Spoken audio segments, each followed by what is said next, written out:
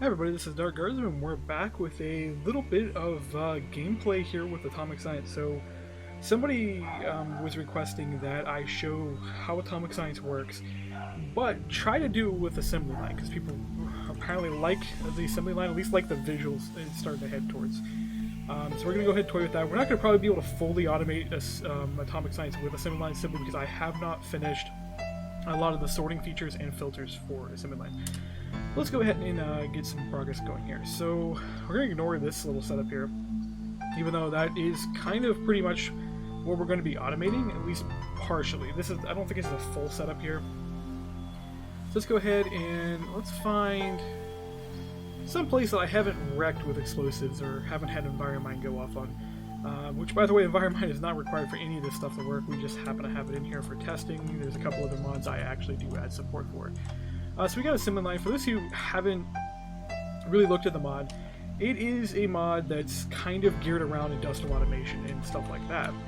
So we've got basically pipe belts as one of the main features at the moment. We've got conveyor belts, and we're going to have Enviromine just like mess with us this entire time. And we have the rail system. So we're going to see about using a mixture of these things to get some automation going in a way that will be somewhat creative, because we can actually do the Java barrel one doesn't actually work at the moment. So we can do carts here.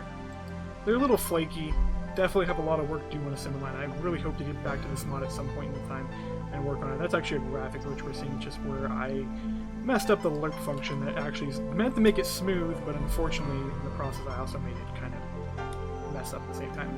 So we've got these. Of course, we've got elbow joint versions of them. We got junctions, we got intersections, we've got parts and stuff, and we've got robotic arms. So robotic arms, which are currently inserters, they are pretty much named after the ones in Factorio. Although assembly line is not based off of Factorio, I just named this new additional version. The original robotic arm has been in the mod since pretty much the creation of the mod, except it used to just be called a robotic arm. I made a really primitive version that we're just going to call the inserter now. So let's go find... I don't want to build here because the ground might collapse. I'm kind of questioning where I want to build at the moment here. I don't know why these are over here, but go ahead and build here. We just got to level out the ground a little bit.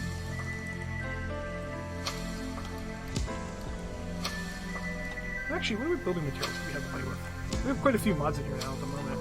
This is the test environment that I used to test pretty much all of the mods. Let's get some roll going. So, we're going to need a main ore processing area. So say this is going to be our ore input area.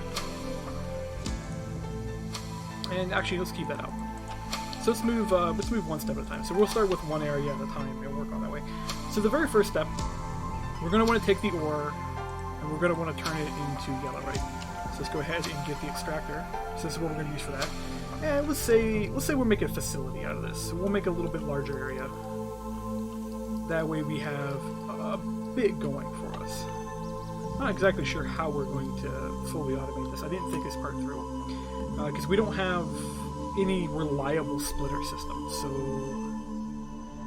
that would be a little challenging, but I do have an idea. So the conveyor tubes should at least work for really simple round-robin type of system. Or, well, round-robin would probably be the wrong way to call this. It would work for a very simple kind of rotation system. So what we're going to do is get a couple more of these tubes. And we're going to have to turn off the top of these, and I think we can just do that with a check mark. Actually, we're going to leave the tube casing on the corners because we want it over here. I might actually add some atomic science to both of these so these don't leak radiation while they're running. Not that I think they leak radiation at the moment anyways. So we'll do that. And then we'll get these other tubes out here. If I can place it right. Actually, I think I do want the whole thing still. Yeah, okay. So grab that. And then we're going to want a chest pretty much. I'm going to put a chest there. Actually, what else do we have available? So, we have the mechanism bends, but they only output from the bottom and input from the top, so that's not going to be a good use for this. So that won't work. I believe thermal expansion has something like a thing, just called a cache.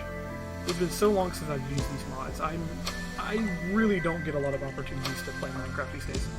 So we're going to cache going, and what we're going to want to do is, this is going to be our ore, so we're going to want to put ore in that. Well, if I can just mess up on that grab. So grab this, and I remember there's a way we can lock this. Yeah, there we go. So I can just right click a few times on this and get this pretty much filled up. I think the creative one has some infinite ability on it, but we're trying to make a legitimate setup here. And then what we would do is pull items, and that should slowly start to populate the belts. The animation is not the greatest on the conveyor belts for assembly line. There's, as I really do mean it, there is a lot of work left on these. I want to get some buildcraft level or mechanism level really smooth item animation, but I don't want to go look at those mods and steal their code. A lot of this stuff has been built from the ground up based on what knowledge I have. At this point in development, I pretty much build a lot of stuff from memory just off of what I think it should do. I don't necessarily make the most optimized things in this regard, because you can definitely see this has a little bit of problems, but it works. This is really simplistic. It doesn't really impact frame rate up to 60 frames per second, given I am using a good graphics card, so that's not really much to say. But it doesn't really mess with systems. So then what we're going to do is we're going to use kind of almost... Yeah, let's flip these around. Just for aesthetic reasons, I want to make sure that I want to make them face the other way. That way we get this kind of cool little animation going. Okay, we're going to have to be somewhere near the ground for this to work properly. There's a few bugs I have to definitely work out when it comes to this. And that is one of them where it doesn't quite detect the rotation properly. So let's remove these and just place these really quick. And then let's get these placed. So this should actually work.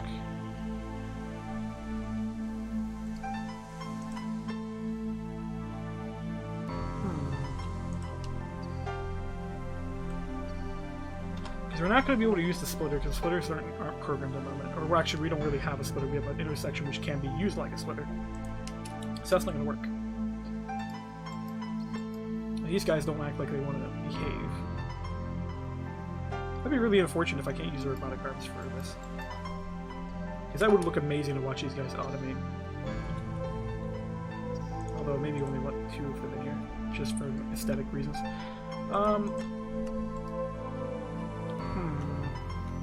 What other pipe type do we have? This is a much older version too, so I might have to go push another version of assembly now, because we're missing the dropper belt too, which is another belt that's designed specifically to drop items in the top of machines, which would have worked really well for this. I guess what we could do... Yeah, we're just gonna have to put like a chest here, something like simple. Let's grab a dispenser. I think I can push and pull items out of dispensers. That'll make sure that we only have a couple slots in inventory, so we're not wasting a huge amount. There it goes. It's going to work now. So it doesn't have any item rendering on the tip at the moment, because after all, these are really basic. I was going to wait to get some better models before I spend a huge amount of time on it. That'll put some items in there, and then all we have to do is make sure we come down here and do pull item again, and we can put the casing back on that side. We got a bit of dough. And then we want to do the same with this one. We want to pull items. So that way we get that round robin going. So that way it guarantees that there's resources. The only idea behind this is what you're basically trying to ensure is you only have 1 or 2 items in here at a time, and it's going to like basically cycle. So that'll make sure that we're getting stuff in there, and it's got a pretty decent animation, and we can speed up the process by getting some redstone. It really is a basic mod. This is kind of needs a lot of work. The plan is to use upgrades for this, or a tiering system. Haven't yet got around to figuring out which one I like. Hence, redstone is a good opportunity for this. So that'll get us at least our ore into our machines. Now we need to get water in here. So of course, assembly does not have a feature to move water. But we do have mechanism as an option, or we have thermal expansion. Doesn't matter which one we use. I'm going to go with mechanism because I haven't got a chance to play around with mechanism in a while. And I want to see... Wow, they had some food tanks as well. Look exactly like the ones from thermal expansion. So we want to only put a little bit of water in the system, because in theory what you want to do is do some recovery on your water, so you want to have water wastage going on. So that's mechanical pipe. I think it's mechanical pipes are used for water transfer. It hasn't really been that long. Okay, so what we'll do is we'll just get some water coming up from here. So we're gonna need to guarantee that we get water in here, and I believe you just use a configurator for that.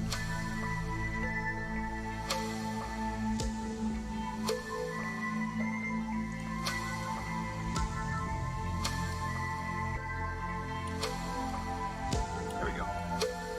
So we want to make sure we're only pushing stuff in from here. And then we'll say, I was trying to hope to not, like, mess the ground up, but it'll be easier this way. Pull fluid out from the bottom. Because we're going to get a toxic waste material here. And then we want to also make sure, I need to get my wrench out for the atomic spine spot. The plan is I'm going to actually end up supporting the configurator, because the wrench from my mod does the same thing it does. And then shift control to change mode. So we make sure we're outputting green tank on this side. So we only want to make sure we go out the bottom of that. And then we'll come over here and we'll recover the fluid over here. And then we'll just put a tank over here for the moment. Yeah, we'll just put the top. I think you could put this at the bottom of these. And then we want to just put, I'm just going to put a tank right here. Because what we'll do is we'll have water. We'll have a waste recovery system over here, which will recover the water and bring it back over here for us. But for the moment, let's go ahead and just get the process started, so you can make sure things are working. As well, you don't need power for this. This is just a temporary thing. Eventually, you will actually need power. How much these things actually hold? 14 buckets. It's not bad. And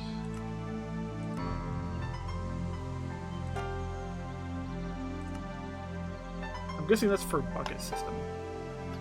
I'm going to say what we're going to have to do is something like this. There we go. And I guess the machine's running. I hope there's a mechanic on these that it will try to balance the water between the two machines, because that was a problem with RF pipes I was using when testing, as I couldn't get them to balance properly.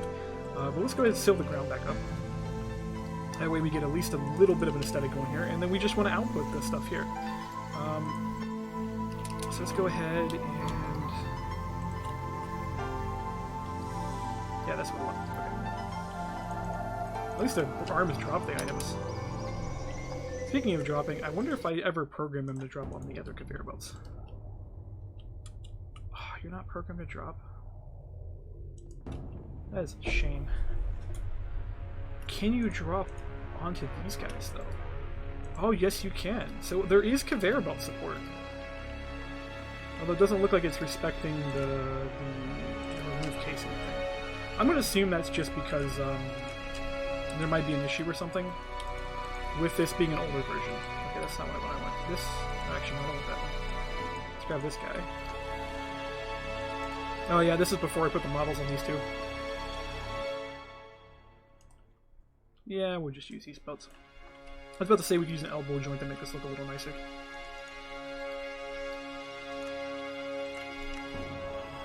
So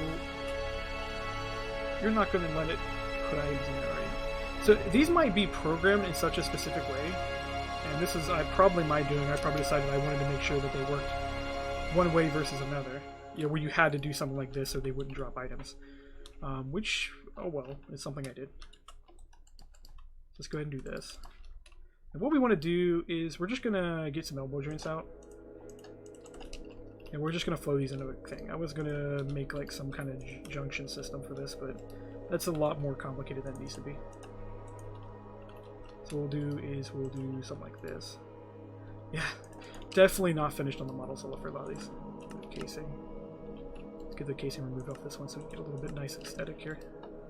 There's a lot of work that actually went into the models for these, because you can't normally render a block that has transparent parts with opaque parts at the same time. So this is actually a double layer render.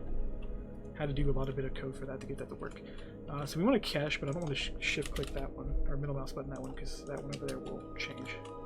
So go ahead and get that in there, and then shift click to lock that. And then let's go ahead and do this right here. So that gives us a little bit of that. And we want to pick up our items, so we're going to need a loading rail.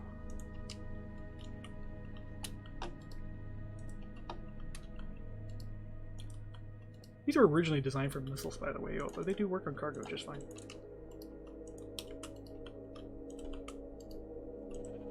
And there is a very weird placement system here that I need to finish the work on. Because, like, you notice how I can place it like that? It does actually matter what direction you click the block. So if I click the edge here, it'll place that way. If I click the edge here, it'll place that way. It's meant to make life easier, but the reality is without the overlay system that you see a lot of mods use, it actually just makes stuff a lot harder. Then we want an orientation rail. So that way we actually get this to face the right direction. Not that they probably will actually rotate. But, can hope. Get another orientation rail. Actually, we'll extend it over here as well, just to kind of get it a little bit nicer aesthetic. Place it right there. This code is like a pain to actually get to working to, by the way. So if it looks as painful to use, it was painful to program. I probably will definitely fix it. And so this would be our facility. So we have a train stop here, which will then load up. And I don't remember if these have GUIs on them or not. No, these are the versions without the GUIs. I guess I never finished that first part. Powered rail. I think we do need a power rail right in front of this. No, we don't need a power rail, because the car should move on its own. Loading rail, extension rail. I think this was designed to do if you want to stack multiple carts behind it, but it's not actually set up properly. So let's get this at least going to start with. I really wish I actually programmed this to have a GUI on it, because what I really want to do right now is actually tell it to only wait for a couple items and then leave.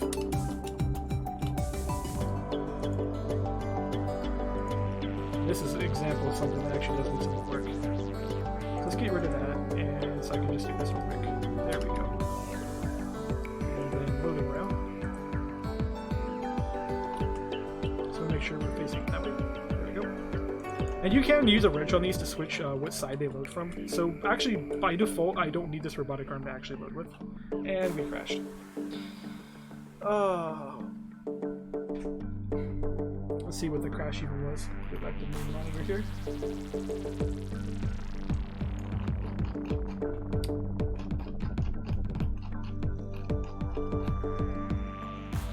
Exception rendering item.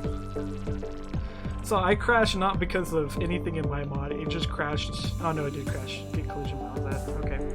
Anyways, I'm gonna go fix that and we'll use this as a starting point. So we got the first stage half done because there's another step to this. And I'll come back and work on this more, and we'll try to keep these videos down to 20 minutes or under. That way they're not too long.